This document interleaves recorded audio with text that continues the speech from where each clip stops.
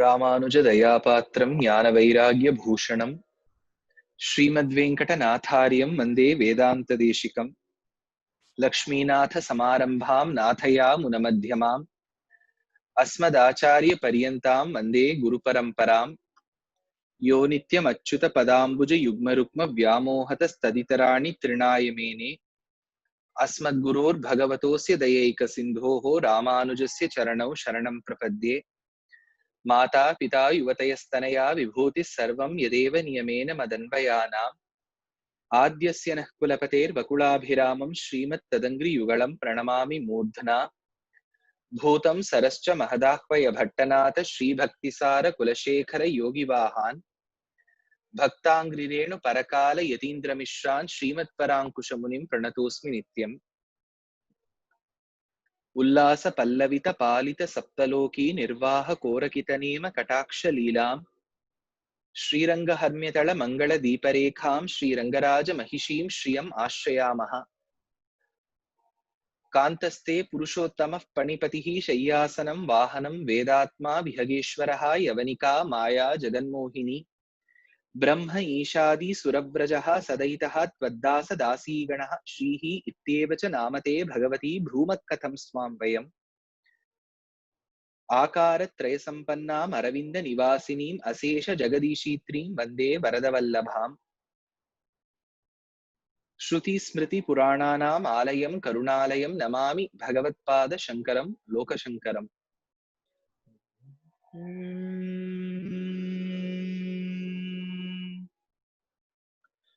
करुणारसपूर्णसुधाब्धे कामकोटिपीठाधिपते चरणे शरणं देहि ते चन्द्रशेखर गुरुमूर्ते अक्षयानन्द चित्शक्ते दक्षिणादिमुख शिवाकृते रक्ष रक्ष मां तपोनिधे चन्द्रशेखर गुरुमूर्ते अक्षयानन्द चित्शक्ते दक्षिणादिमुख शिवाकृते रक्ष रक्ष मां तपोनिधे चन्द्रशेखर गुरुमूर्ते ஸ்ரீயப்பதியான பகவானுடைய பரமானுகிரக விசேஷத்தினால் நடந்து வரக்கூடியது ஒரு ஸ்ரவண யஜ்ஞம். அடியேன் ஏன் துவங்கவிருக்கிற அப்படின்னு சொல்லாம நடந்து கொண்டிருக்கிறன்னு சொன்னேன்னா, ஒரு மகா வித்வானுடைய உபன்யாச தொடர ஏற்பாடு பண்ணா, இதிகாச சிரேஷ்டமான ஸ்ரீமத் ராமாயணத்தை, எந்த ராமாயணத்துக்கு அநேக வியாக்கியானங்கள் உள்ளதோ அப்பேற்பட்ட ஸ்ரீமத் ராமாயணத்தை அனுபவித்த நம் ஆழ்வார்கள் ஆச்சாரியர்கள் அவர்களை மனதில் கொண்டு பிரம்மஸ்ரீ சுந்தர்குமார் அண்ணா அவர்கள் கிட்டத்தட்ட ஒரு 26-27 நாளா சாதிச்சு வந்தார் ஸ்ரீமத் ராமாயணம். அடியேன் நிறைய தடவை நேர்லயே கேட்டிருக்கேன். ஆனா யூடியூப் மூலமாவும் அடியேனுக்கு கேட்கக்கூடிய ஒரு வாய்ப்பு. பெரிய வித்வானவர்.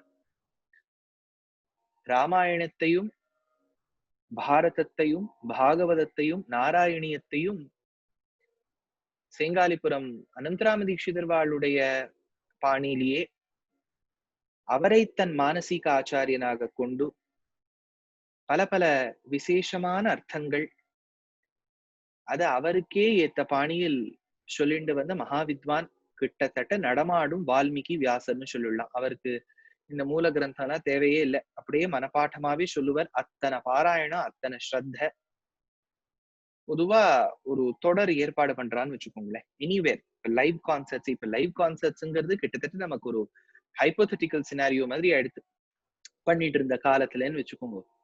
என்ன பண்ணுவான்னா, முதல்ல ஆரம்பிக்கும் போது சுமாரா யாரையாவது சொல்ல ஆரம்பிச்சுட்டு நடுவிலையோ கடைசியிலையோ பெரிய ஒரு மகாவித்வானை கொண்டு நிறுத்துவா. அது என்னவோ இந்த ட்ரஸ்ட்ல சேர்ந்தவா வந்து கொஞ்சம் திருப்பி பண்ணிவிட்டா. பெரிய மகாவித்வானுடைய உபன்யாசத்தை முதல்ல ஏற்பாடு பண்ணிட்டு அப்புறம் அடியேன போல ஒரு சாமானியனை சொல்ல வச்சிருக்கா. அது எவ்வளவு சோபிக்கும்னு அடியேனுக்கு தெரியல. இது ஒன்னும் வினயத்துல சொல்றேன்னு நினைக்காதீங்க, வாஸ்தவமே அதுதான்.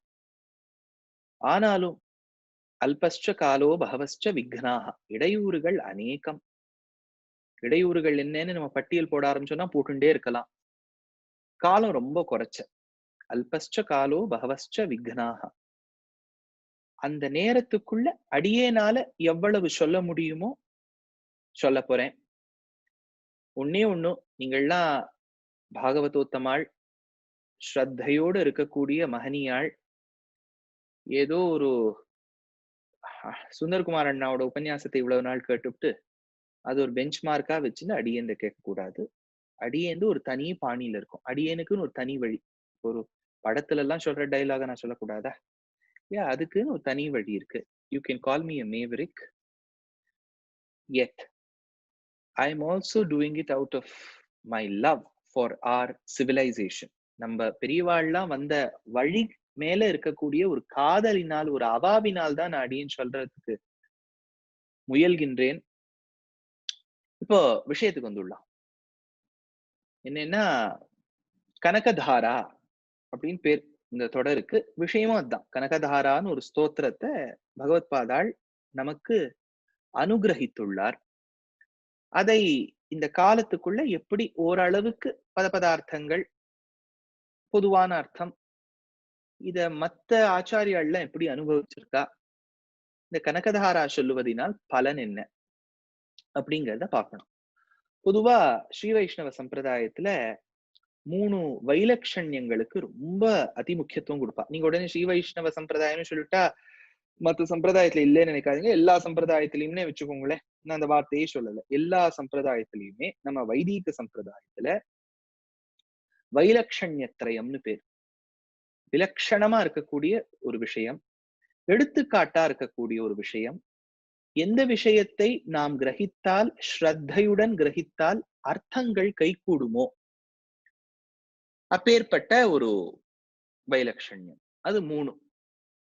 வக்திரு வைலட்சண்யம், ஸ்ரோத்ரு வைலட்சண்யம், விஷய வைலட்சண்யம் அப்படின்னு பேர். இப்ப ஸ்ரோதான்னு சொன்னா கேட்கக்கூடியவா. நீங்கள்லாம் மகான்கள், நிறைய விஷயத்தை கிரகிச்சவா, கேட்டவா. ஸ்ரோத்ரு வைலட்சண்யம் சொல்லவே வேண்டாம். இதுல முக்கியமா இது பெரியவா புராணம் சேனலா இருக்கிறதுனால அடியேன் சொல்றேன். இந்த ஒரு நூற்றாண்டில் வாழ்ந்த ஒரு பெரிய தபஸ்வி, ஒரு சித்த புருஷர், ஒரு மகான் ஆஞ்சி மகா பெரியவா. அதனால அவரையே நேர்ல சேவிச்சவாள்லாம் பல பேர் இங்க இருப்பேள், கேட்டு இருப்பேள். அதனால அதுவே ஒரு பெரிய குவாலிட்டி தான் உங்ககிட்ட. ஸ்ரோத்ரு வைலட்சண்யம். வக்திரு வைலட்சண்யம்ங்கிறது என்னன்னா, பக்தா சொல்லுபவருக்கு இங்க என்ன பெருமைன்னு ஒண்ணும் இல்லை. அதனால இப்ப அடியேன மறந்துருக்கோம். இப்போ ஸ்ரோத்ருன்னு இப்போ உங்களை வச்சுட்டா இப்ப நான் அடியேன வக்தான்னு வச்சுக்கணும் இல்லையா? வேற வழி இல்லை. அதனால இப்ப மாத்திவிடலாம். இந்த பிளேட்டையே மாத்திவிடலாம். என்ன பண்ணிடலாம்னா, ஸ்ரோத்ருன்னு இருந்தவள் ஒரு பாகவதோத்தம ஸ்திரீ. அவளும் அவ வீட்டுக்காரரும் கேட்டு இருக்கா. பக்திரு வைலட்சண்யத்துல வக்தாங்கிறவர் ஒரு சிறு 5 வயசு பாலகன். அந்த குழந்தை சொல்லித்து. விஷயம்ங்கிறது அந்த குழந்தை மகாலட்சுமி ஜெகன்மாதாவை பத்தி சொல்லியிருக்கு. அதனால விஷய வைலட்சண்யம்ங்கிற தாயாரை பத்தி சொல்ல வேண்டிய பெருமையும் இருக்கு. சொல்ல வந்த குழந்தையும் 5 வயசு பாலகன் ஸ்ரத்தா பூர்வகமா தான் சொல்லித்து. கேட்டவனும் ஒரு தம்பதி பாகவதோத்தமாள். இது என்ன சுவாமி, யார் இவா 3 பேர்னு சொன்னா அது கதாபாகத்துல வரும். இதுக்கு ஒரு பூர்வ சரித்திரம் என்னன்னா, இது நான் பூர்வ சரித்திரத்தை படிச்சுடுறேன். இது வந்து சங்கர விஜயத்துல இருக்கு. இப்ப இந்த சங்கர விஜயம்ங்கிறது நிறைய சங்கர விஜயம் இருக்கு. ஒரு மகான் வாழ்ந்துட்டு போயிட்டாருன்னு வச்சுக்கோங்க. இருக்கும்போது கொண்டாடுறாளோ இல்லையோ, அவர் பரமவதிச்சோன்னையும் ஸ்மார்த்த சம்பிரதாயத்துல சிவலோக பிராப்தி அடைந்தார், ஜீவன் முக்தரானார். இது ஒரு நிலை. அந்த பாஞ்ச பௌத்திக சரீரத்தை விட்டு ஆத்மா பிரிஞ்சுடுத்துன்னு வச்சுக்கோ, அப்புறம் கொண்டாட ஆரம்பிச்சிருவா. நம்ம வைதிக சம்பிரதாயத்துல அது ஒரு பெரிய கஷ்டம். இருக்கும்போது அவருடைய பெருமை நமக்கு தெரியவே தெரியாது. வியாசருடைய பெருமை இருந்தபோது தெரிஞ்சுதான் நமக்கு தெரியாது. வால்மீகியுடைய பெருமை இருந்தபோது தெரிஞ்சுதான் தெரியாது. ஆழ்வாராதியர்களின் பெருமை இருக்கும்போது தெரிஞ்சுதான் தெரியாது. பாஷ்யக்காரர் ராமானுஜர், தேசிகன் இவாள்லாம் இருக்கும்போது இருந்துதான் தெரியாது. ஆனா இவ பரமபதிச்சுட்டான்னு வச்சுக்கோ, அவாவாளுடைய சரித்திரத்தை எழுத ஆரம்பிச்சுடுவா. So after the times of Shankara, Adi Shankara, many biographies came on his life. பயோகிராஃபினாலே அவருடைய லைஃப் பத்தி சொல்ல வந்த ஒரு கிரந்தம். வாழ்க்கை, அவர் எங்கனே வாழ்ந்தார், அவர் அனுகிரகித்த கிரந்தங்கள் எத்தனை. இப்ப பொதுவா அந்த பயோகிராஃபிக்கு அதுல ஒரு சாமியம் வந்துடுத்து. சங்கர விஜயம்னு பேர் வச்சுட்டா. இப்ப என்ன எடுத்து ஒவ்வொருத்தர் ஒரு ஊர்ல ஏதாவது ஒண்ணு வச்சிருப்பாரு சங்கர விஜயம். அது கேரளீய சங்கர விஜயம்னு ஒண்ணு இருக்கு, சித்சுகி உடையது இருக்கு, பல பல பல சங்கர விஜயங்கள் இருக்கு. இப்போ இந்த சங்கர விஜயம் தான் சரி அது தப்புன்னு சொல்றதுக்கு வேணா வித்வான்களுக்கு ஒரு ஞானம் இருக்குமோ என்னவோ தெரியாது. அடியனுக்கு சுத்தம் கிடையாது. ஏன்னா நான் முழுக்க படிச்சது கிடையாது எந்த சங்கர விஜயமுமே. வேணுங்கிற பாகங்கள் மட்டும் படிச்சுட்டு விட்டுருவேன். 2-3 ஒன்னே நான் முழுக்க படிச்சது இல்ல. இப்ப 4-5 படிச்சுட்டு இதுல எப்படி இருக்கு அதுல எப்படி இருக்குன்னு ஆராய்ச்சி பண்றதுக்கு அடியனுக்கு தகுதி இல்லை. இன்னொன்னும் இப்போ வடக்குல ஒரு சங்கர மட்டம் உண்டு, துவாரகையில உண்டு, புரியில உண்டு இல்லையா? கிழக்கு வடக்கு மேற்குல எல்லாம் உண்டு. இப்ப தட்சிணத்துல ரொம்ப பிரசித்தமா தெரிஞ்ச நமக்கு ஒண்ணு சிங்கேரியில உள்ள மடம், இன்னொன்னு காஞ்சியில உள்ள காமகோட்டி பீட்டம். இப்ப இது 2 மடங்கள்ல இருக்கக்கூடிய பீட்டாதிபதிகளும் மகா வித்வான்களாக இருந்தவர்கள் இப்போ சன்னியாசியாக வாழ்ந்து வழிகாட்டியாக இருக்கின்றார்கள். இப்ப நீங்க கேட்டு இருக்கவாழ்லயே பல பேர் சிங்கேரி பெரியவாளை ஆசிரியக்கிறவார்கள், காஞ்சி பெரியவாளை ஆசிரியக்கிறவார்கள். அதனால இப்போ எந்த சங்கர மட்டத்துல எந்த சங்கர விஜயத்தை ஒத்துக்கிறா, எந்தெந்த வாக்கியங்களை பிரக்ஷிப்தம்னு தள்ளி விடுறான்லாம் அடியனுக்கு தெரியாது. அதனால அடியனுக்கு கிடைச்ச ஒரு சங்கர விஜயத்திலேன்னு சில ஸ்லோகங்கள் சாதிக்கிறேன். இப்ப நமக்கு என்ன முக்கியம், கனகதாராக்குள்ள நுழையணும். அதுக்கு பூர்வாங்கமா என்ன நடந்ததுன்னு சங்கரருடைய வாழ்க்கையிலேருந்து சொல்லணும். அதுதான் விஷயமே ஒழிய இவர் எப்போ வாழ்ந்தார் அதுல ஒரு சின்ன வித்தியாசம் உண்டு. ஏற்கனவே படிச்சவாளுக்கு விஷயங்கள் தெரிஞ்சவாளுக்கு தெரியும். சங்கரர் கிட்டத்தட்ட 8ஆம் நூற்றாண்டு 9ஆம் நூற்றாண்டில் வாழ்ந்தார்னு சொல்லுவது ஒரு மட்டத்தாருடைய புஸ்தகங்கள். இன்னொரு மட்டத்தாருடைய புஸ்தகங்கள் கிட்டத்தட்ட 2500 வருஷத்துக்கு முன்னாடி வாழ்ந்தார். ஏன்னா ஒரு மட்டம் என்ன சொல்றது, 8ஆம் நூற்றாண்டு 9ஆம் நூற்றாண்டுன்னு சொல்லிட்டேன்னா கிட்டத்தட்ட இப்போ ஒரு 1200 வருஷத்துக்கு முன்னாடி வாழ்ந்ததா ஒரு மட்டம் சொல்றது. இன்னொரு மட்டம் என்ன சொல்றதுன்னா 2500 வருஷம் வாழ்ந்ததாக சொல்றது, முன்னாடி வாழ்ந்ததாக சொல்றது. அதனால இது நமக்கு எது நிஜம், ஏன்னா இப்ப ஆதிசங்கரர் இருக்கும்போது கூடவே சிசிடிவி கேமரா ஃபுட்டேஜ்லாம் நம்ம கிட்ட கிடையாது. இந்த ராஜாக்களுக்கு எல்லாம் ஓலைப்படுத்துற மாதிரி ஒருத்தர் பக்கத்திலேயே இருந்து எழுதுறதெல்லாம் வழக்கம் இல்லை. அப்படி இருக்கும்போது நம்ம எப்படி இத சமாளிக்கிறது அப்படின்னு கேட்டேன்னா, வாழ்ந்ததா 2 பேரும் ஒத்துக்கிறா, அது முக்கியமே. அதுவே இல்லைன்னுட்டா என்ன பண்றது? வாழ்ந்ததா ஒத்துக்கிறா. சங்கரர், ஆதிசங்கரர்னு ஒரு பெரிய மகான் ஒரு ஆச்சாரிய புருஷர் வாழ்ந்தார். டேட்ஸ்ல தானே வித்தியாசம். இப்ப டேட்டை தள்ளிடுவோம். இப்ப நான் எந்த டேட்டு சரி எந்த டேட்டு தப்புன்னு சொல்ல வர மாட்டேன். அந்த சங்கரருடைய வாழ்க்கையை சொல்ல வந்த சங்கர விஜயத்திலேயே எந்த சங்கர விஜயம் சரின்னு சொல்றதுக்கு அடியனுக்கு தெரியாது. தெரிஞ்சு நான் சொல்லாம இல்ல, தெரியவும் தெரியாது. இப்ப மாதவிய சங்கர விஜயம்னு வித்யாரண்யர் அவர் சாதிச்ச மாதவிய சங்கர விஜயத்துல இந்த பாகம் என்னங்கிறத கொஞ்சம் படிச்சுடுறேன். அப்புறம் அது என்ன கதாபாகம்னு பாத்துடலாம். ஏன்னா பெரிய மகான் எழுதி வச்சிருக்காருன்னா அந்த வார்த்தைகள் அடியேன்னு சொன்னா எனக்கு கொஞ்சம் லாபம், உங்களுக்கு கேட்டாலும் லாபம். சஹிஜாது குரோ குலே வசன்யவசோபிஹி சஹ பைக்ஷ்யலிப்சயா பகவான் பவனம் த்விஜன்மனோ தனஹீனஸ்ய விவேஷகஸ்யசித் தமோவோசத தத்ர சாதரம் வட்டுவர்யம் கிருஹிண குடும்பினி கிருதினோ ஹி பாவத்ருஷேஷு யே வரிவஸ்யாம் பிரதிபாதயந்தி தே விதினா खलु वञ्चितावदं वितरयितुं वटवेन शक्तुमः अपि भैक्ष्यमकिञ्चनत्वतो दिगिदं जन्म निरर्थकं गतम् इति दीनमुदीरयन्त्यप्स्यौ प्रददावमालकं प्रवरदीन्दवे करुणं वचनं निशम्य सोऽप्यवजन्याननिधिर्दयाद्रधिः समुनिर्मुरभुत्कुटुम्बिनी पदचित्रैर्नवनीत कोमलैः मधुरैरुपपैस्तवांस्तवैः द्विज विजदारिद्र्य दशा निवृत्तये अथ कैटभ जित्कुटुम्बिनी तडिदुद्दाम निजाङ्कान्तिभिः सकलाश्च दिश प्रकाशय न्यचिन्तरादि विरभूतदग्रतः अभिवन्द्य सुरेन्द्रवन्दितं पदयुग्मं पुरतः कृताञ्जलिं ललितस्तुतिभिः प्रहर्षिता तमुवाच स्मितपूर्वकं वचः विदितं तव वत्स हृदद्गतं कृतभेभिर्पुरा भवे शुभम् अधुना मदपाङ्गपात्रतां कथमेते महिताववाप्नुयुः इति तद्वचनं ते शुश्राव दिग्गजदाम्ब मदीयमर्पितं फलमद्य ददस्व तत्फलं दयनीयो यदि देहमिन्दिरे अमुना वचनेन तोषित कमला तद्भवनं समन्ततः कनकाममलैकरपूरय जनताया हृदयं च विस्मयैः अधचक्रभृतो वधूमये सुकृतेनर्थिमुपागते सति प्रशशं सुरतीव शङ्करं महिमानं तमवेक्ष्य विस्मिताः. இதுதான் சங்கர விஜயத்துல இந்த கட்டத்தை பார்க்க வேண்டிய பாகம். என்னன்னா, ஆதிசங்கர பகவத்பாதாள் ஒரு ஸ்ரத்தையோடு வாழ்ந்த பக்தி பூர்வகமாக இருந்த ஒரு தம்பதியினருக்கு பிறந்தார். அந்த க்ஷேத்திரத்துக்கு காலடின்னு பேரு. அது கேரளத்தில் உள்ளது. இன்றைய தினம் எர்ணாகுளம், முக்கியமா அந்த ஏர்போர்ட் கிட்டயே இருக்கக்கூடிய க்ஷேத்திரம் இந்த காலடி. திருத்தாயார் பேரு ஆரியாம்பாள்.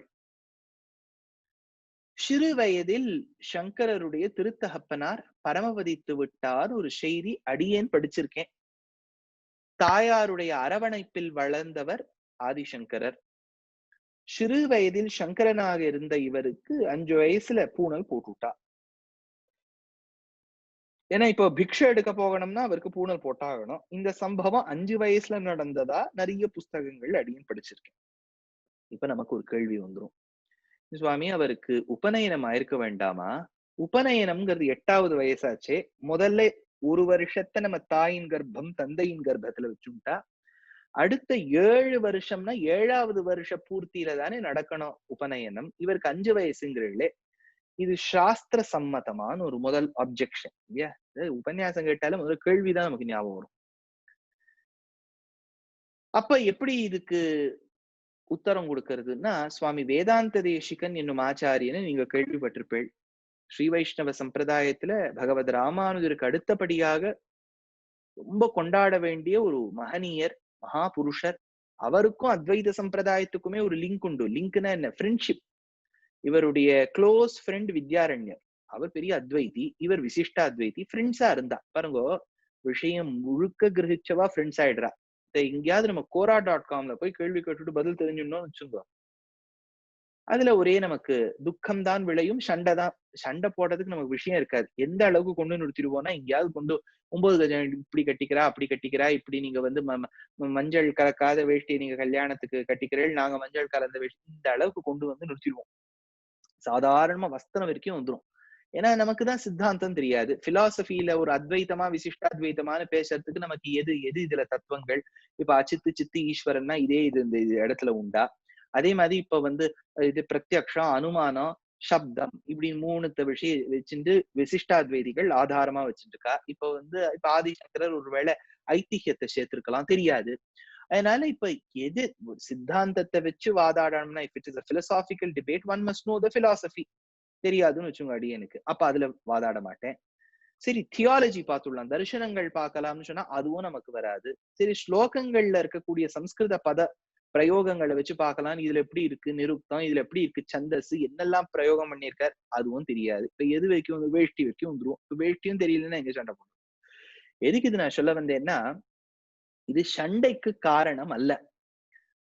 தேசிகன் வாழ்ந்தார். சுவாமி வேதாந்த தேசிகனுக்கும் 5 வயசுலயே அவருடைய பிராச்சாரியனான நடாதுரம்மாள் வாத்ஸ்யவரத குரு அனுகிரகம் பண்ணியிருக்கார். அப்ப அவருக்கும் பூணல் போட்டிருக்கா. எப்படின்னு கேட்டா, வேதத்துல நம்ம மகரிஷிகள்ல என்ன சொல்றா, 7 வயசுல பூணல் போடுங்கோ, ஒருவேளை குழந்தையின் உச்சரிப்பு ப்ரனன்சியேஷன் சிலதுக்கெல்லாம் 2ல வந்துரும், 3ல வந்துரும், 4ல வந்துரும், இந்த மாதிரி 5 வயசுக்கு வந்துடுத்தோம்னா அதாவது இப்போ ஒரு வேதாத்தியனம் நடக்கிறது, ஆச்சாரியன் சொல்றார், சிஷ்யன் வந்து அதை கேட்டுட்டு 2 தடவை சொல்றாருன்னு வச்சுக்கோ.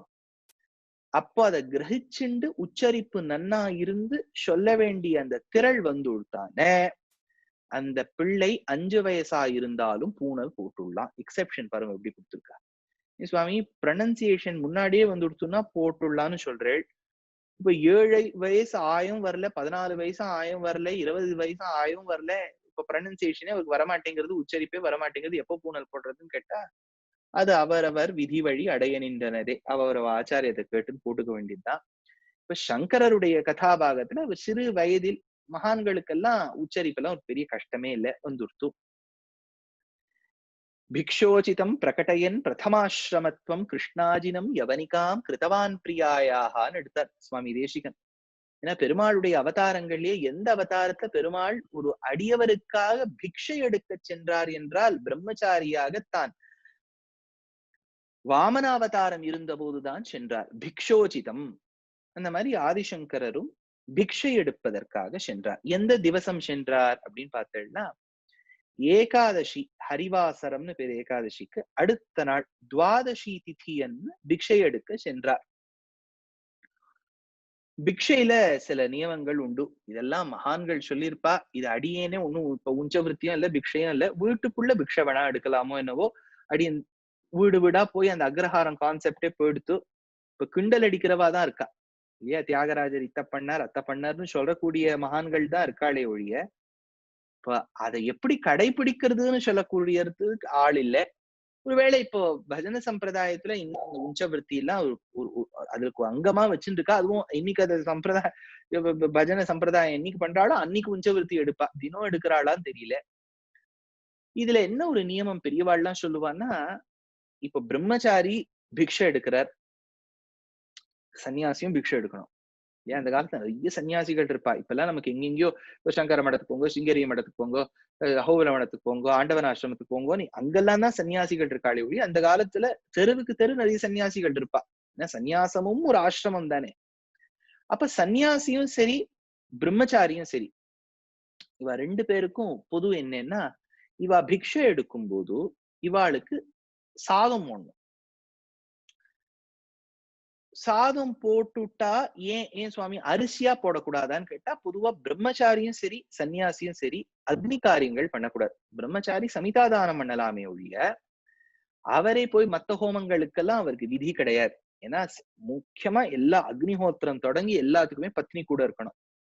விதுரனா இருந்துட்டா கூட அவருக்கு தகுதி இல்லை. விதுரன்னா எவனுக்கு பத்னி கிடையாதோ அவனுக்கு விதுரன்னு பேரு. அதனால பத்னி இல்லாதவன் மிருகதாராக அவனுக்கும் கிடையாது அக்னி காரியம். அதனால இப்ப சன்னியாசிக்கும் சரி பிரம்மச்சாரிக்கும் சரி அக்னிக்கு சம்பந்தமா அவ்வளவா விஷயங்கள் இல்லை.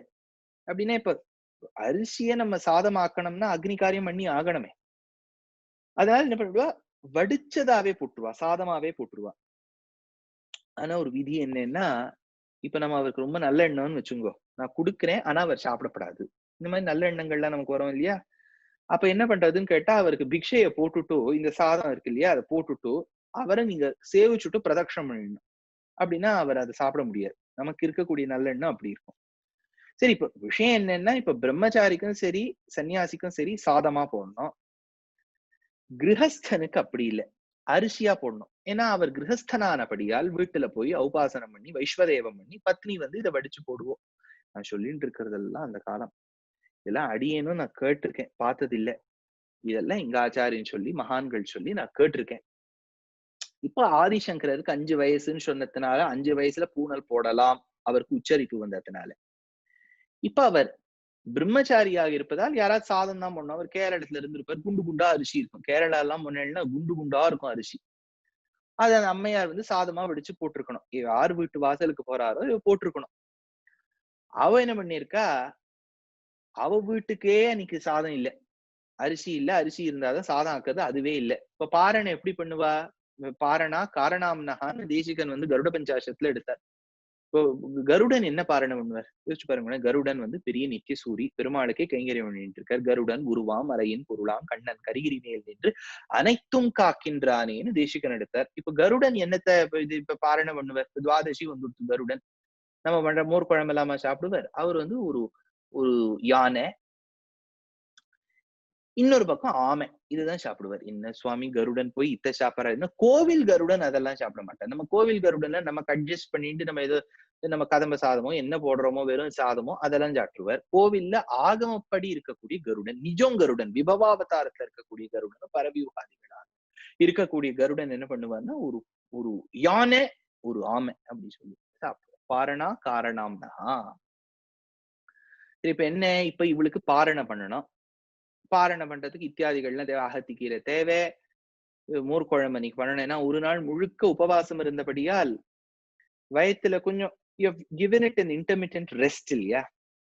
ஒரு பாவம் இவ்வளவு நாளா அரைச்சுண்டே இருந்திருக்கு. அந்த மிஷினுக்கு கொஞ்சம் ரெஸ்ட் குடுத்திருக்கு. இப்போ பல பேர் ஆத்துல கிரைண்டரே இருக்காது. என்ன பண்ணுவா, கிரைண்டர்ல எப்பவாவது சார் தான் சார் நான் அரைக்கிறேன். அதனால மிக்ஸியில அரைக்கிறேன்பா. மிக்ஸியில அரைச்சு மாவு அரைச்சுப்பா. அது என்னன்னா, மிக்ஸிய நீங்க ஒரு 5 நிமிஷத்துக்கு மேல ஓட்டிட்டேன்னு வச்சுங்கோ.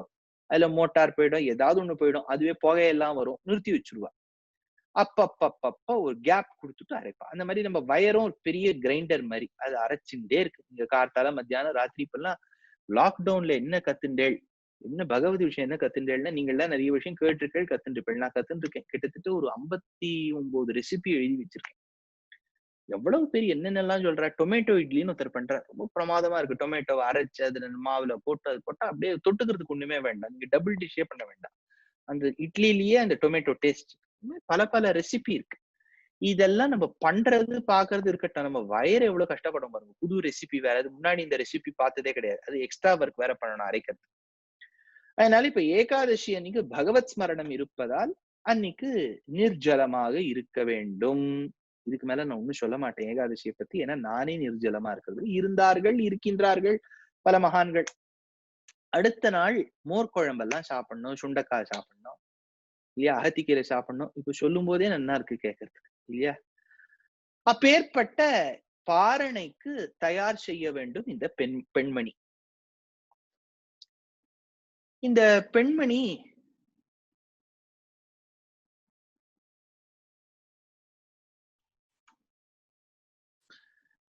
பெண்மணி எல்லாம் தயார் பண்ணணும். ஆனா வீட்டுல ஒரு பருக்க அரிசி இல்ல. என்ன பண்ணுவோம்? பாரணைன்னா இப்ப எழுதி வச்சுக்க வேண்டியதுதான். ஸ்லேட்ல போட்டு பாரணை எழுதி வைக்க வேண்டியதுதான். இவ வீட்டு வாசல்ல போய் துவாதசி அன்னைக்கு சங்கரர், பிரம்மச்சாரியாக உள்ள சங்கரர் பிக்ஷை எடுக்கிறார். ஒரு குழந்தை ஏதோ கத்துண்ட வேதத்தை மனசு அளவுல சொல்லிட்டு வருது. அந்த குழந்தைக்கு ஒண்ணுமே நம்மளால கொடுக்க முடியாம போயிடுதே. ஒரு வெட்கம், வெட்கம் கலந்த துக்கம். ரொம்ப வியசனப்பட்டாள் அந்த பெண்மணி. ஐயோ நம்மாத்து வாசலுக்கு ஒரு குழந்தை வந்திருக்கு, சங்கரன் வந்திருக்கான், அவனுக்கு ஒண்ணுமே கொடுக்க முடியலையே அப்படின்னு வருத்தப்பட்டாளாம். என்ன பண்றதுன்னு தெரியல. தன்னுடைய பதியோ, அவர் ஒண்ணும் சாப்பாடுலயே கவனம் இல்ல, வேத பாஷ்யங்கள்லாம் உட்கார்ந்து பார்த்துட்டு இருக்கார். இவ தன்னுடைய தளிகை பண்ண வேண்டிய கிச்சனுக்கு போய் பாக்குறா. பார்த்தா ஒண்ணும் காலி. ஆனா ஒரே ஒரு கிட்டத்தட்ட முக்கா அழுகின ஒரு நெல்லிக்கனி இருக்கு. இது அவ நன்னா பாரண தளிகை எல்லாம் பண்ணிவிட்டா, அதோட சேர்த்து நீங்க நெல்லிக்காய் பச்சடியோ, ஏதோ சட்னியோ ஏதோ ஒண்ணு பண்ணால் நன்னா இருக்கும். ஒண்ணுமே இல்ல. இருக்கிறது ஒரு நெல்லிக்காய். அதுவும் கிட்டத்தட்ட முக்கா அழுகி இருக்கு. சரி ஒண்ணுமே குடுக்காம அந்த குழந்தைய அனுப்புறது சரியில்லையே. ஏன் அதனால அவ என்ன பண்ணா, நெல்லிக்கனியை எடுத்துன்னு வாசலுக்கு போனா. வாசலுக்கு போய் அந்த குழந்தைக்கு இதை பிக்ஷை பாத்திரத்தில் இட வேண்டும். ரொம்ப வெட்கம். குழந்தைய கூட அவளால பார்க்க முடியல. ரொம்ப வெட்கப்பட்டுண்டே அந்த நெல்லிக்கனியை அந்த பிக்ஷை பாத்திரத்தில் இட்டாள். கண்ணை மூடிண்டு தியானம் செய்து கொண்டிருந்த சிறு பிள்ளை சங்கரன் கண்ணை திறந்து கீழே பார்த்தா அந்த பாத்திரத்துக்குள்ள ஒரே ஒரு நெல்லிக்கனி கிட்டத்தட்ட முக்கா அழுகி இருக்கு. இப்ப என்கிட்ட இந்த மாதிரி கொடுத்திருந்தா என்ன மாமி அவமானப்படுத்துறேளா? You are wantedly insulting me. I am going to take you to the court அப்படின்னு ஏதாவது சொல்லி அந்த மாமியை போட்டு, மாமி ஏன் தான் இவனுக்கு கொடுத்தோமோங்கிற அளவுக்கு கஷ்டப்பட வச்சிருவோம். அது கேப்பபிள் தான்.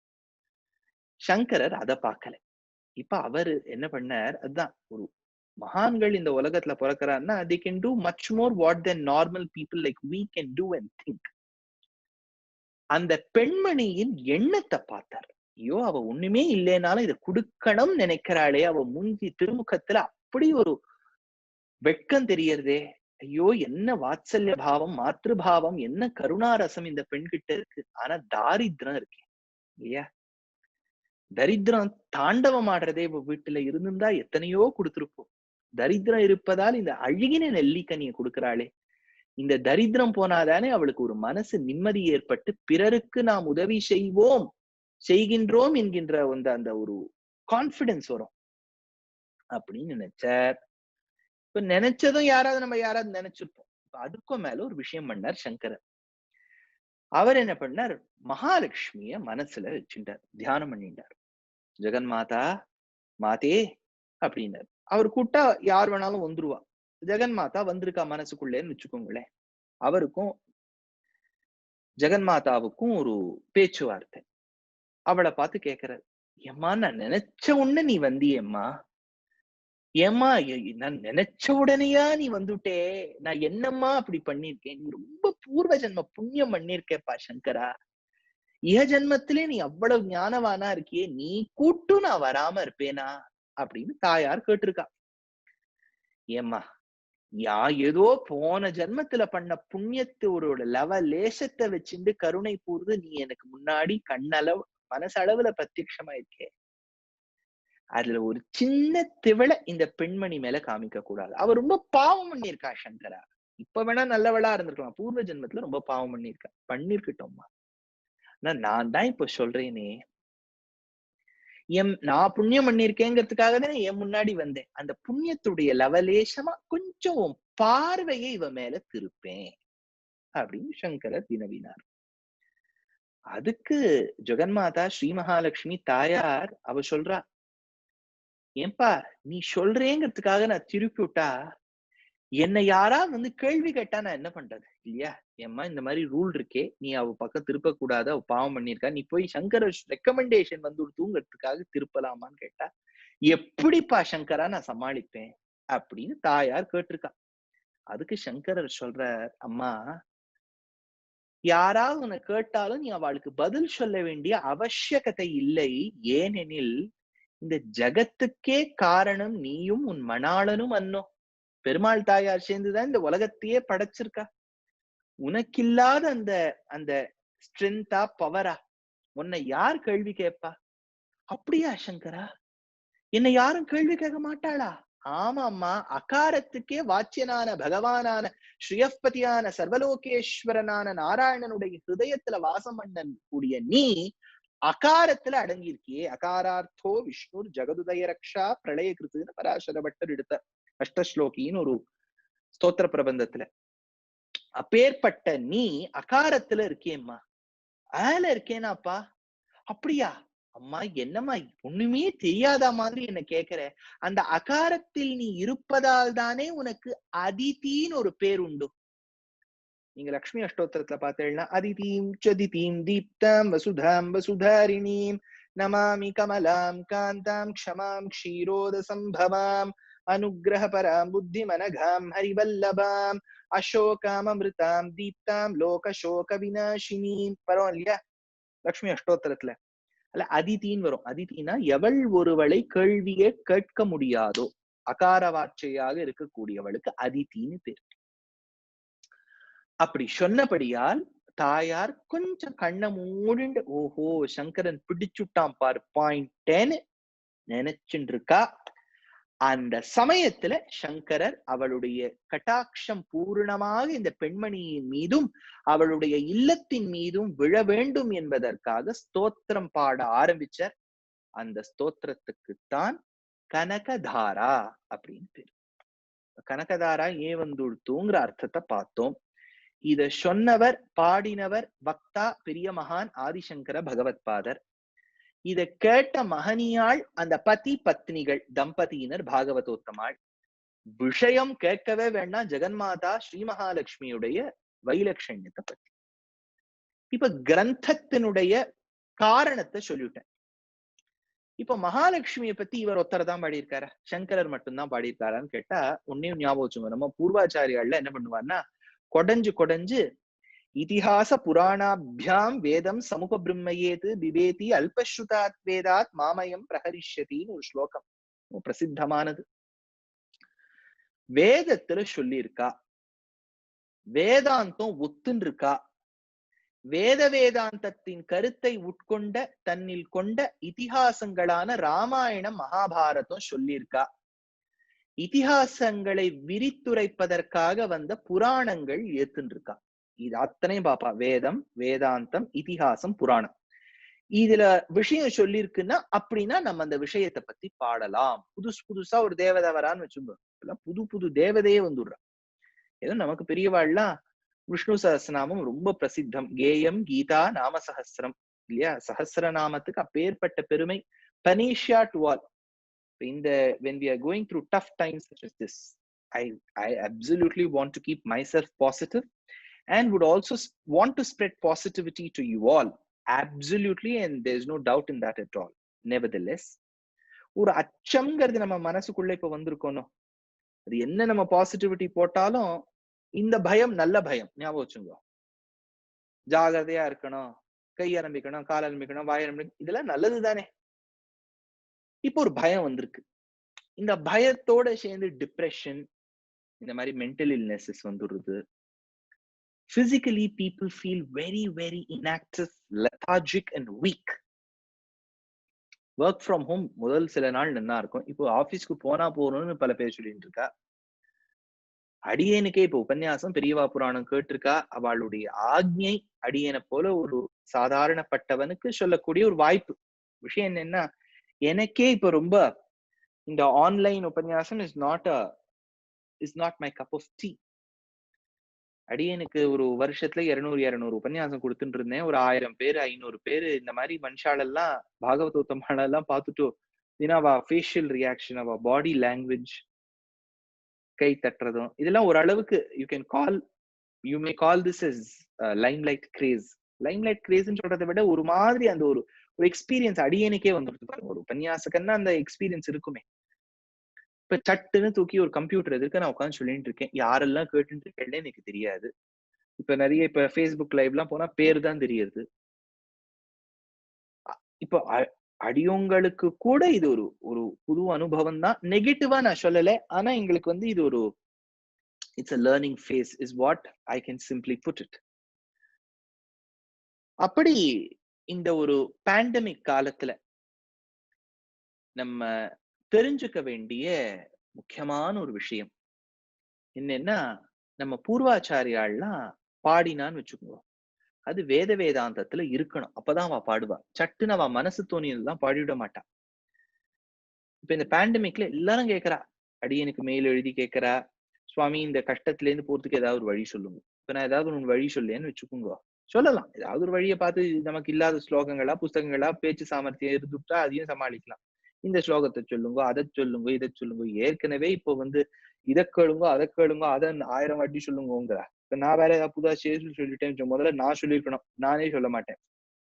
அப்படி இருக்கும்போது எல்லாருக்கும் ஒரே ஸ்டாண்டர்டா ஒரு பதில் வச்சிருக்கேன். அதை அப்படியே காப்பி பேஸ்ட் பண்ணி அனுப்பிச்சிடுவேன். யாராவது மெயில் எழுதினா என்னன்னா, ரிசைட் விஷ்ணு சஹஸ்ரநாமம். அவ்வளவுதான், சிம்பிள். கேயம் கீதா நாம சஹஸ்ரம். சஹஸ்ரநாமம்ங்கிறதுனா விஷ்ணு சஹஸ்ரநாமம். லலிதா சஹஸ்ரநாமம் ரொம்ப பிரசித்தம். லக்ஷ்மி சஹஸ்ரநாமம் ஓரளவுக்கு பிரசித்தம். சிவ சஹஸ்ரநாமம் மகாபாரதத்திலே இருக்கு. அடியேனுக்கு தெரிஞ்ச வரைக்கும் இதெல்லாம் தான் கொஞ்சம் எல்லா ஜனங்கள் does not cater only to one community, வைஷ்ணவாள் சைவாள்னு மட்டும் இல்லாம எல்லாருமே தெரிஞ்சுக்க வேண்டிய சஹஸ்ரநாமங்கள். அதுல முக்கியமா தலையாய ஒரு சஹஸ்ரநாமம் விஷ்ணு சஹஸ்ரநாமம். ஆயுர்வேத சாஸ்திரத்தையே சொல்றா, இது 3 தடவை சொல்லுங்க, வியாதிகள்லாம் போயிடுங்கிறா. ஆனா இப்ப நீங்க கடைக்கு போனேன்னா, இப்ப என் பேரை தவிர்த்து பாக்கி எல்லா பேர்லயும் சஹஸ்ரநாமம் இருக்கு. துஷ்யந்த் சஹஸ்ரநாமம்னு ஒண்ணு இல்ல. ஏன் சுவாமி இந்த விஷயத்தை எதுக்கு சொன்னேன்னா, எதுக்குன்னா இப்ப சங்கரர் தாயார் மகாலட்சுமி மேல பாடுற, ராமானுஜர் பாடுறாருன்னா அவள்லாம் சும்மா அவளுக்கு தோணினதுனால பாட மாட்டான். வேதம் சொல்லியிருக்கணும், வேதாந்தம் சொல்லியிருக்கணும், இதிகாசங்கள் ஒத்துண்டிருக்கணும், புராணங்கள் முழங்க வேண்டும். அப்படின்னா ஸ்ரீ மகாலட்சுமியை பத்தி சங்கரர் பாடியிருக்கிற ஆதிசங்கரர் அவருக்கு முன்னாடி யாராவது சொல்லியிருக்காளான்னு கேட்டா இப்போ ஒரு லிஸ்ட் சொல்றேன். நீங்க இத ஒரு மனசுல வாங்கிக்கோங்க. இதெல்லாம் ஞாபகம் வச்சுக்கணுங்கிறது இல்ல. ஞாபகம் இருந்துட்டா தப்பு ஒண்ணு இல்லை. இப்ப நான் ஞாபகம் வச்சுக்கணுங்கிறது இல்லைன்னு சொன்னேங்கிறதுக்காக மறந்துடாதீங்க. புஸ்தகம் ஏதாவது இப்ப இந்த கனகதாரா சொல்லும் போது நீங்க ஒரு புஸ்தகத்தை வச்சுக்கோங்க. உங்ககிட்டயே கனகதாரா இருந்தாலும் மீனிங் எழுதிக்குங்க. இல்லாட்டா ஒரு நோட்ஸ் எடுத்துக்கோங்க, இல்லாட்டா உங்ககிட்ட இது ஐபேடோ இல்லாட்டா ஏதாவது இருந்தா அதுலயே நோட்ஸ்ன்னு ஒரு ஆப் இருக்கு, அதுல எடுத்துக்கோங்க. ஏன்னா சும்மா ஒரு 1 மணி நேரம் உட்கார்ந்து நானும் சொல்லிட்டு இருக்கேன், நீங்களும் கேட்டுட்டு இருக்கேன்னா டக்குன்னு கேட்ட போதே மறந்துரும். உபன்யாசத்தோட பெருமையே அதுதான். கேட்கும் போதே மறக்கும் சுவாமி. கேட்கும்போது நன்னா கேட்டுட்டு இருப்பேன். அப்படியே கேட்க கேட்க மறந்துட்டே வரும். இன்ஜினியரிங் செமஸ்டர் மாரி. இந்த மாரி ஓடிச்சுன்னா சங்கரருக்கு நாம ஆற்றக்கூடிய தொண்டு 0வா போயிடும். இல்லையா? இது ரிட்டர்ன் ஆன் இன்வெஸ்ட்மென்ட்டே இல்ல. அவர் பாவம் இவ்வளவு இன்வெஸ்ட் பண்ணியிருக்காரு பாவம் ஸ்லோகத்துல. நம்ம ஒண்ணுமே ஞாபகம் வச்சுக்கலைன்னா எப்படி?